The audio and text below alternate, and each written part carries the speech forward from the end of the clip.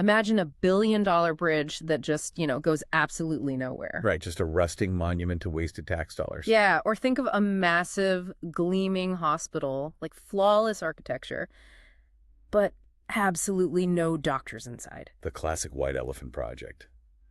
All of this potential, but zero reality. Exactly. You see these photos online all the time. Abandoned mega projects in developing nations. Oh, absolutely. So I want you to think about a struggling power grid today. Think about a city in a poor country facing rolling blackouts, just dying infrastructure. You probably think you know the reason, right? Well, yeah, it seems obvious. You look at the dark skyline and you assume it's a very simple mechanical failure. Right. You think, oh, they just don't have enough power plants. They lack the coal. They lack the turbines. The sheer generation capacity is just way too low. Which is the most logical assumption in the world, but it is also completely wrong. It's a total face slap reality because the thing actually paralyzing the grid, the thing killing the power, Yeah. it isn't a lack of energy at all. Not even close. It is incredibly mundane. It is something seemingly warm, actually. Gentle, packed with totally good intentions. The standard monthly utility bill. Exactly. That little piece of paper in your mailbox, that is the assassin here. It really is. So today on the Deep Dive, we are looking at this groundbreaking behavioral experiment. It's out of Tufts University and the University of Cape Town. By researchers B. Kelsey Jack and Grant Smith. Yes. And they did something incredible. They basically proved how the simple act of receiving a bill is quietly destroying public infrastructure. We are going to explore what happens when you completely flip the script on that. What happens when a government actually forces thousands of people to switch from a use-first, pay-later model to a pay-first, use-later model. And the results are just totally anti-common sense. I mean, this simple switch completely rewrites human behavior. It literally saves a collapsing financial system. But, and this is the crazy part, it also raises some incredibly dark, uncomfortable questions about poverty, Yeah. and technology, and what we lose when we let cold algorithms run our lives. Right, because this isn't just a story about electricity. No. This is really a story about how modern society decides who gets to participate in the world and at what ultimate cost. So to really get this, we need to go back a bit. We need to set the stage in South Africa, specifically like the early 1990s, the end of apartheid. The country is undergoing this massive historic transition, a transition to democracy. And the new government makes a promise of equity. A promise to bring light to the darkness, literally. Exactly. So they launched one of the fastest grid expansions in human history. It was a monumental achievement. I mean, if you were sitting in a government office in 1990, less than a third of the country had power. Just a third. But by 2011, around 80% of all South African households were plugged in. And in the specific area this study focuses on, which is the city of Cape Town, the numbers were even more staggering. Oh, totally. In formal settlements there, electrification hit over 99%. It just looks like an unmitigated triumph, right? You look at the satellite map from space, and the lights are on, mission accomplished, everyone gets to join the modern world. But on the ground, the financial foundation of that massive grid was actually rotting from the inside out. Because of the trap of good intentions. Yes, the postpaid billing model. Let's break this down for a second. If you are listening to this right now, think about how you pay for your own electricity. It is the golden rule of utilities everywhere. You use the power. You live your life. 30 days go by. Right? The utility company calculates what you consumed. They print a bill. They mail it to you. And then they give you a grace period. In Cape Town, it was 25 days after the bill was issued. Which feels generous, right? It feels incredibly polite, like take your time, we trust you. And for a middle-class family with a predictable salary, it works perfectly. You get your paycheck on the first of the month. You pay your bill on the second. The system just hums along. But for a family with an unpredictable income. Right. A family living paycheck to paycheck, scraping by in the informal economy. For them, this polite system is a nightmare masquerading as a favor. It really is a massive, uncapped credit card. Think about the timeline here. This is wild. Let's trace the actual life of a single kilowatt of electricity in the system. It is a fascinating exercise in delayed reality. So you are sitting in Cape Town. It is June 1st. It is freezing cold. You plug in a space heater. Okay. The utility company at the power plant burns coal on June 1st to give you that heat. They pay their workers on June 1st. They pay for the coal on June 1st. The physical cost is incurred instantly. Right, but you run that heater all month. June 30th arrives. Does the utility company get their money back? No, of course not. Yeah. They have to send someone to read the meter. That takes a few days. Yeah. Then the data goes to an office. It gets processed. A physical piece of paper is printed. It gets stuffed in an envelope. A stamp is put on it. It gets mailed. Now we are deep into July. The bill finally arrives in your mailbox. But remember that grace period we talked about? Yeah. You have 25 days. So you look at the bill. You look at your empty wallet. You decide to wait. Now it is late August. You are officially past due. But you know the utility company moves slowly. So you wait for a warning letter. Now it is September, and the data from the Jack and Smith study is absolutely shocking on this exact timeline. Really is. Cape Town customers on this postpaid system were paying their bills an average of 100 days after they consumed the electricity. 100 days. Insane. The utility company fronted the money for the coal in early June, and they do not see a single penny until late September. It is an average of 40 days past the actual due date. And it wasn't just like a few disorganized people. The late payment rate was a staggering 54%. More than half the city is constantly, chronically late. And the consequences are brutal, right? 21% of these users had their power forcibly disconnected because of massive spiraling debt. But look at it from the utility company's perspective for a second. Yeah. They are basically acting like a reckless bank. Totally. They are handing out uncapped lines of credit to people who fundamentally cannot pay on a monthly timeline. And then the utility company acts shocked, like absolutely outraged when they have to send out debt collectors to shut off the lights. Right. It creates a death spiral for the entire public service ecosystem. This supposedly friendly billing system bleeds cash at an astonishing rate. Because the utility is generating power, buying it from the national supplier, pushing it into homes, but the money just evaporates into this 100-day limbo. Or it just disappears entirely into bad debt. Exactly. And when a utility company bleeds cash, panic sets in. How do they protect themselves? How do they stop the bleeding? They build a wall. They start charging massive upfront connection fees to new areas. Right. They look at a poor, unconnected neighborhood, and the spreadsheet basically tells them, hey, we cannot afford the risk. The bad debt from these households will ruin us. So this gentle, polite, postpaid bill effectively halts grid expansion. It locks the poorest people out of the system permanently. The system designed to be forgiving is the exact mechanism that enforces inequality. Wow. You try to give people breathing room, and you accidentally build a fortress around the modern world. It's a staggering paradox. Which brings us to the intervention. How do you fix a system that is bleeding to death because it is literally too polite? You introduce a technology that has absolutely zero capacity for politeness. The $66 bouncer. Yes. The prepaid tech. We're talking about a cold, ruthless, no cash, no power machine. This is the STS prepaid split meter, and it represents a fundamental redesign of the psychological relationship between the consumer and the utility. Let's contrast the old physical reality with the new one. Think about the old way. Where is your electric meter right now?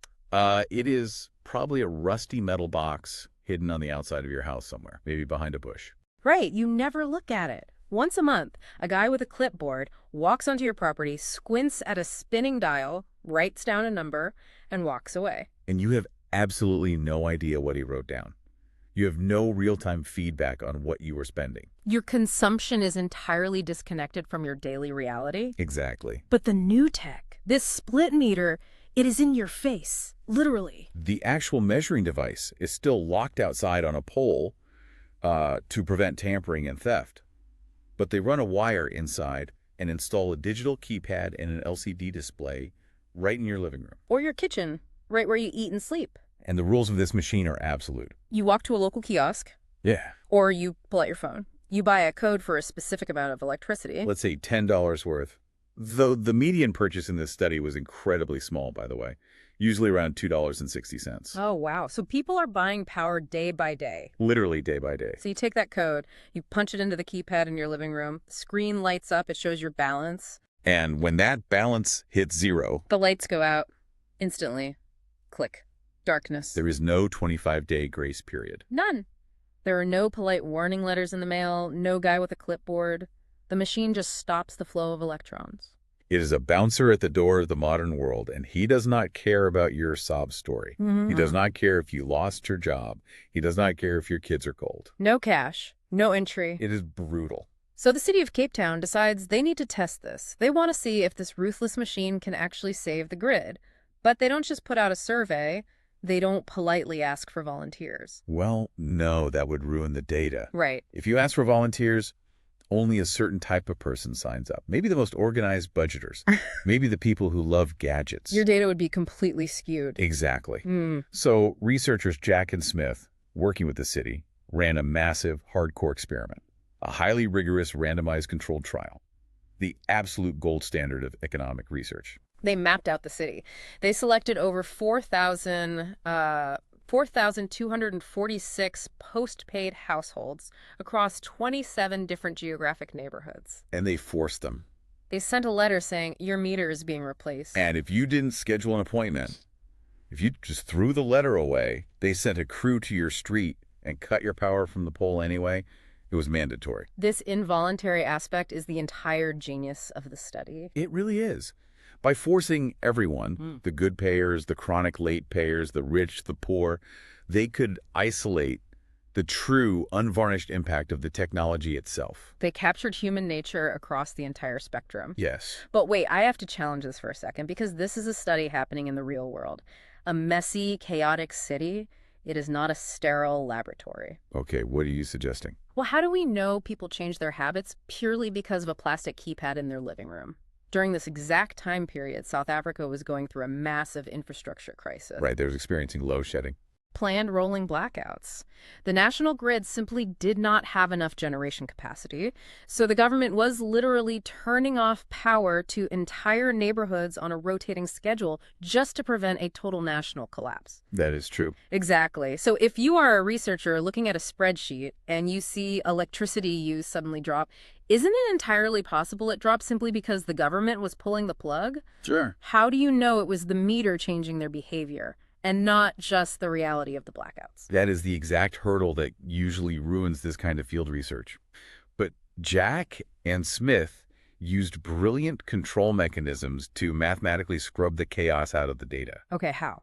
Well, they randomized the exact rollout dates across those 27 micro neighborhoods. Neighborhood A gets the meters in March. Neighborhood B gets them in April. And then they pulled the highly specific load shedding schedules for the exact electrical substations feeding those specific streets. Oh, wow. So they matched the blackout data to the installation data. Precisely. They created a control group out of the households that hadn't received the meter yet. By comparing the groups against the blackout schedule, they proved definitively that the massive behavioral changes we are about to discuss were caused purely by the new meter. Not the economy, not the blackouts. Just the psychological weight of that little digital screen blinking in the kitchen. Okay, so here is where it gets incredibly strange. Let's look at the bizarre plunge in electricity use. You put the bouncer in the living room, what actually happens? Well, we need to state a crucial fact first. The price of electricity did not change. Not by a single fraction of a penny. The tariffs were identical. A kilowatt on the old rusty meter cost the exact same as a kilowatt on the new digital keypad. So if we assume humans operate like rational, calculating robots, Usage should stay exactly the same. You need the same amount of light to read a book. You need the same amount of energy to boil a pot of water. The physics of boiling water do not change just because the meter changed. but humans are not rational robots. Clearly not. Because the moment those prepaid meters went live, daily electricity use plummeted. The data shows a drop of 1.9 to 2.2 kilowatt hours per day. Now that might sound like a small number, 2 kilowatts. Right, until you look at the baseline. That is a massive 12 to 15% drop in total household energy use overnight. A double-digit plunge in consumption. And it wasn't a temporary shock. It wasn't just people being cautious for a week because they were confused by the new buttons. No, the researchers tracked these households for a full year. And the drop persisted, month after month. It never rebounded.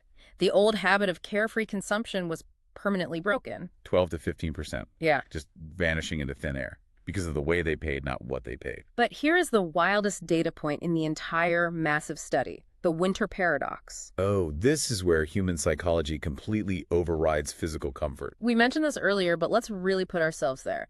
In Cape Town, winters get freezing. It is a wet, bone-chilling cold. Temperatures drop. People are miserable. Right. Normally, electricity use doubles in the winter. It is an absolute necessity. It is survival. You plug in a heater to keep your children warm.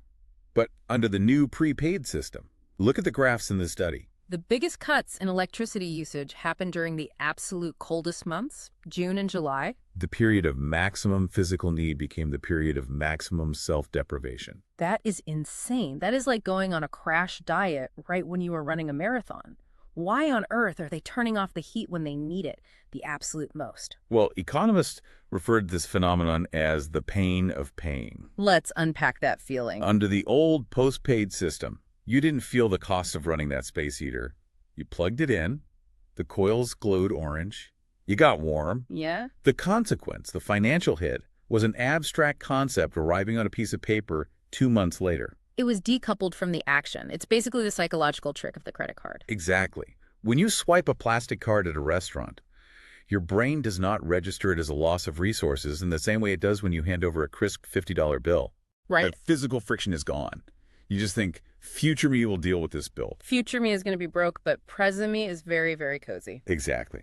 But with the prepaid keypad sitting right there in your living room, the friction is back. And it is amplified. You physically watch your money drain away in real time. You turn on the heater and you look at the LCD screen. You watch the numbers drop. Tick, tick, tick. The psychological sting of every single kilowatt is magnified tenfold. It is visceral. You are trading warmth for numbers on a screen, and the screen is winning. It makes the invisible abstract cost of electricity hyper-visible. And people simply cannot stomach watching their limited cash burn away in front of their eyes. So they turn it off, they shiver. So we have this ruthless machine enforcing absolute discipline, but it raises a critical question. Who exactly is feeling the sting the most? That brings us to the wealth divide. Who is actually forced to be disciplined? When you face a rigid, uncompromising system, your reaction depends entirely on the thickness of your safety net. Jack and Smith took the massive data set and divided it up. They looked at property values as a proxy for wealth. Right. They split the sample into 2 groups. Households with homes worth over 300,000 Rand, which is about 29,000 US dollars at the time. That is the higher asset group. And those under 29,000, the lower asset group. Faced with the exact same ruthless meter, who panics more? The relatively wealthy or the poor? The revelation is incredibly stark. The poorer households slashed their electricity usage at a significantly higher rate. Both in absolute numbers of kilowatts and as a proportion of their total usage. The poorer you are, the harder you hit the brakes. But the data goes even deeper than just a broad rich and poor divide.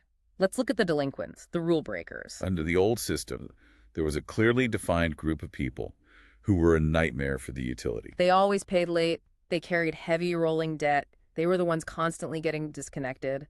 The utility company viewed them as chronic abusers of the system.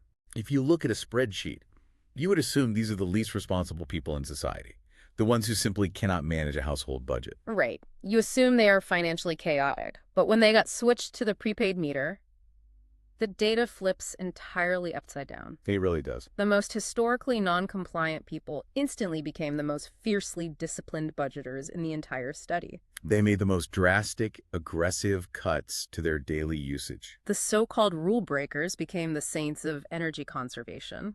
Why? How does a chronic debtor suddenly become a master of efficiency? Because of the brutally hard constraints of living paycheck to paycheck. What economists call liquidity constraints. When you have zero liquidity, no savings, no extra cash, every single dollar spent on that spinning electricity meter is a dollar literally stolen from tomorrow's grocery budget. It is a zero-sum game. Exactly. Under the old system, the bill was soft. It had that 25-day grace period. It was negotiable in a desperate way. You could delay it. You could wait for the final disconnection notice just to buy yourself an extra month of cash flow. The postpaid bill basically acted as a shock absorber for poverty. You play a terrifying game of chicken with the utility company just to feed your kids.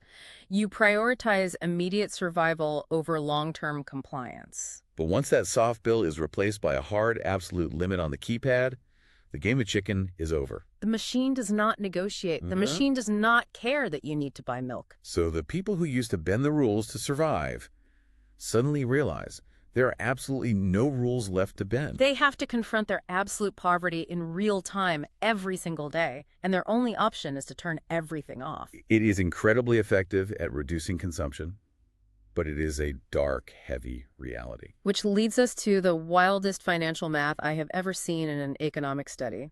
The magic trick. How losing revenue somehow makes a company rich.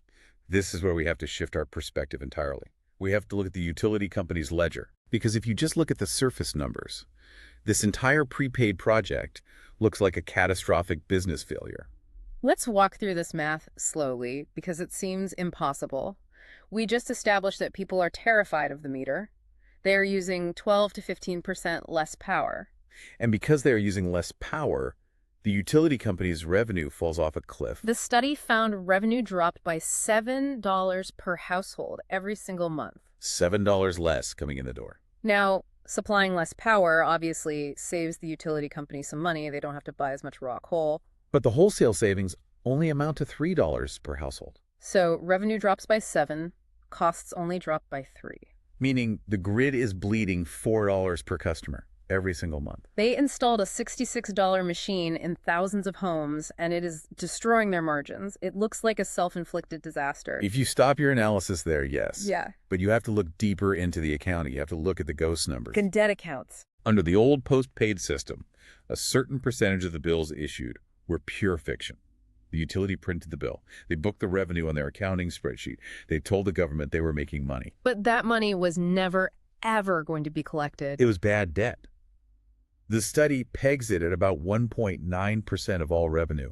Dead money. It is paper wealth. The utility looks rich on paper, but the bank account is actually empty. But the prepaid meter, it wipes bad debt to absolute zero. Because you literally cannot consume power you haven't paid for. So that 1.9% of ghost money vanishes, and everything left on the ledger becomes rock-solid, tangible reality. But that is just the start. That doesn't cover the $4 loss.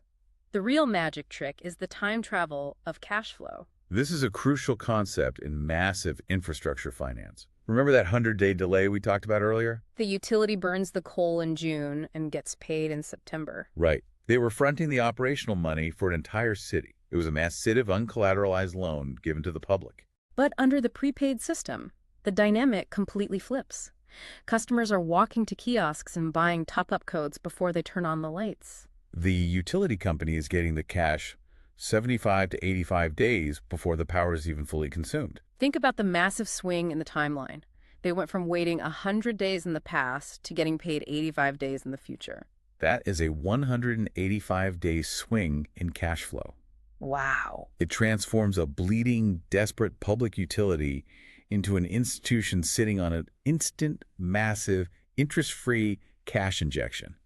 In any financial system, cash in your hand today is worth significantly more than a promise of cash tomorrow. And we haven't even talked about killing the invisible costs, the sheer administrative bloat of the old system. The old way was incredibly labor-intensive. It was an analog nightmare. Detail this for a second because the numbers are absurd. The grid used to pay $1.76 per house per month just to ask for money. Just think about what that entails. They had to hire an absolute army of guys to physically walk from house to house, squinting at rusty dials through chain link fences, writing numbers on physical clipboards. Then someone has to take those clipboards and manually type those numbers into a computer system. Then print a paper bill, put a stamp on it, mail it. It is a massive logistical operation just to send an invoice. And when someone didn't pay the invoice, the costs get even more ridiculous. Right. The utility company has to send a highly specialized unionized crew out in a truck to physically disconnect the wire at the pole. And then eventually when the person pays, they have to send the truck back out to reconnect it. Jack and Smith analyzed the cost of this. They found that it cost the grid $120 to execute a single disconnect-reconnect cycle. $120. The labor, the truck maintenance, the fuel, the administrative tracking, it adds up. But here is the punchline. The law says they can only charge the customer a $30 penalty fee for being disconnected. Because the penalty is legally capped to protect consumers. So every single time the utility company punishes a customer for not paying, the utility company loses $90. It is the absolute definition of a broken, unsustainable system.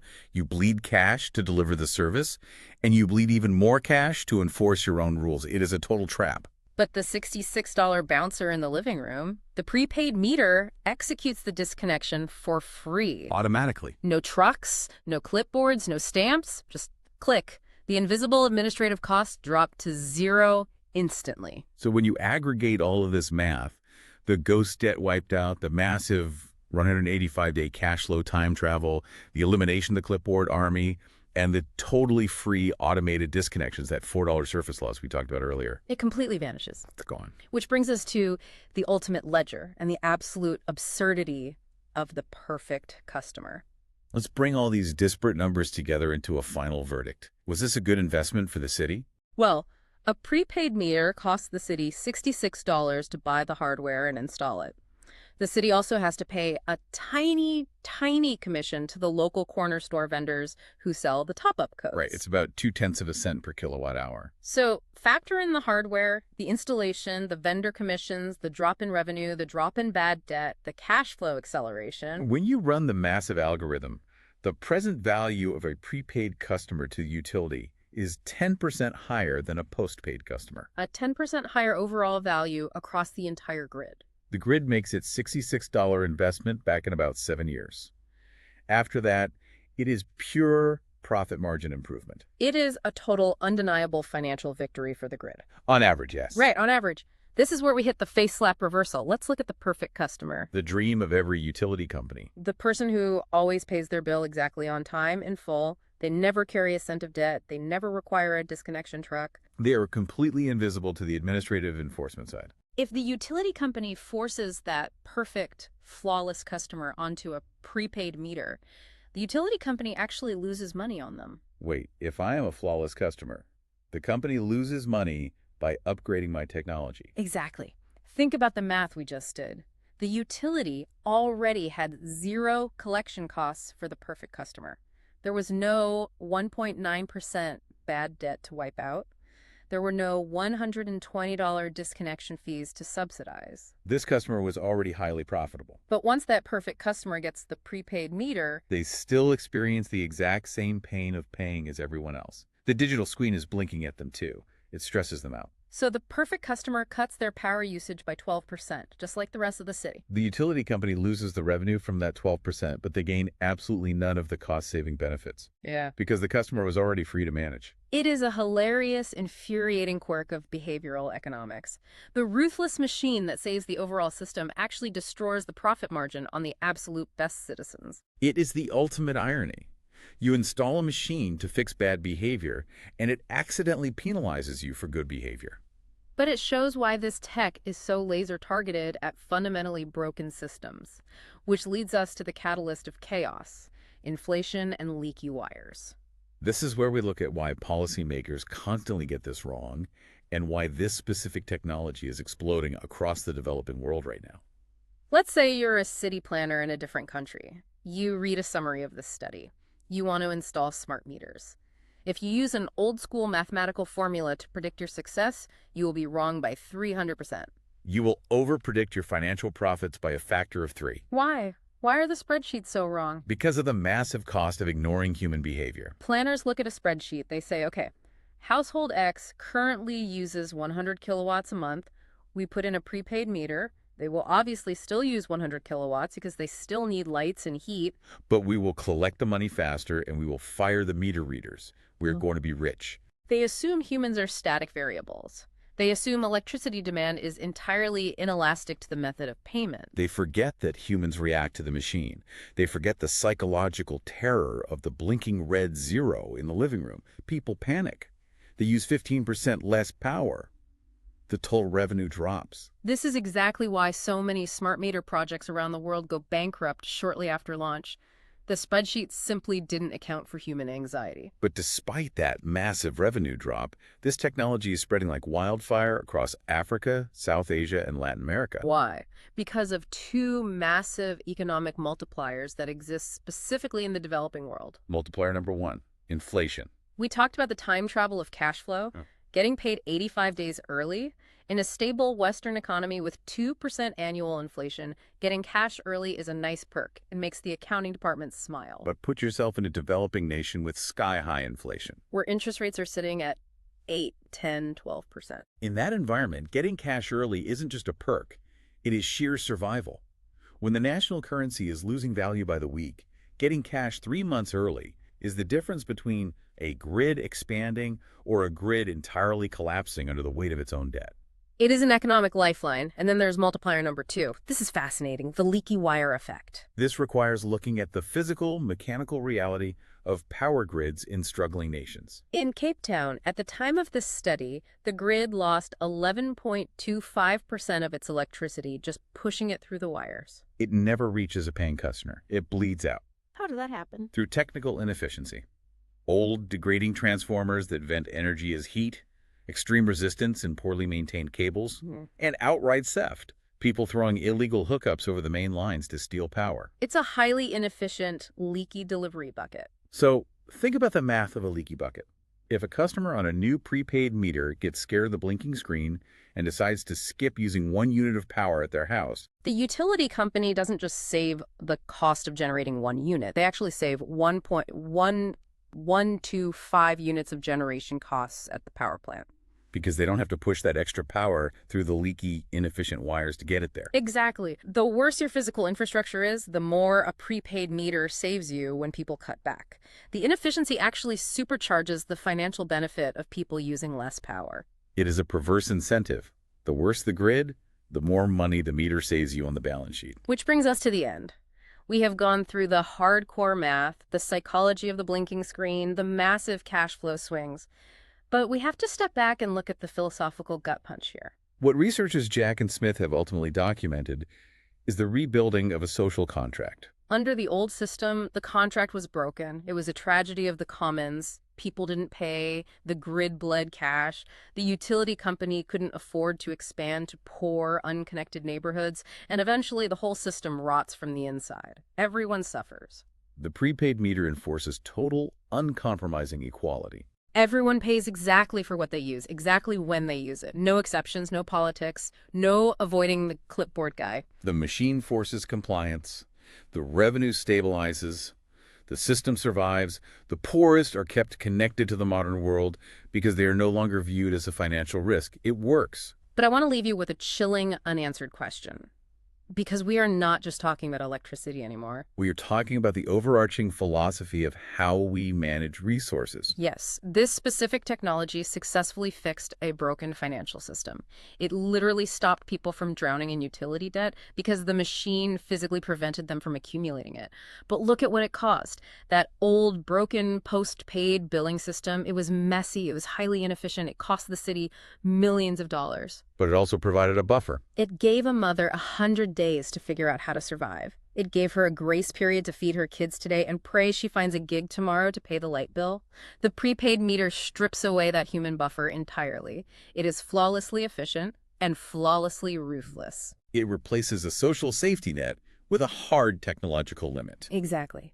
And here is what you need to think about long after this deep dive is over.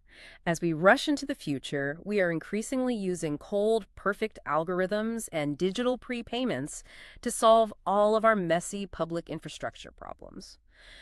But if this algorithmic zero-empathy system is the only way to save our physical utilities, what happens when this exact same pay-first or disconnect technology is applied to water? Or internet access, which is now completely required for basic education and employment. Or medical devices. What happens when a pacemaker or a dialysis machine is hooked up to a prepaid smart meter?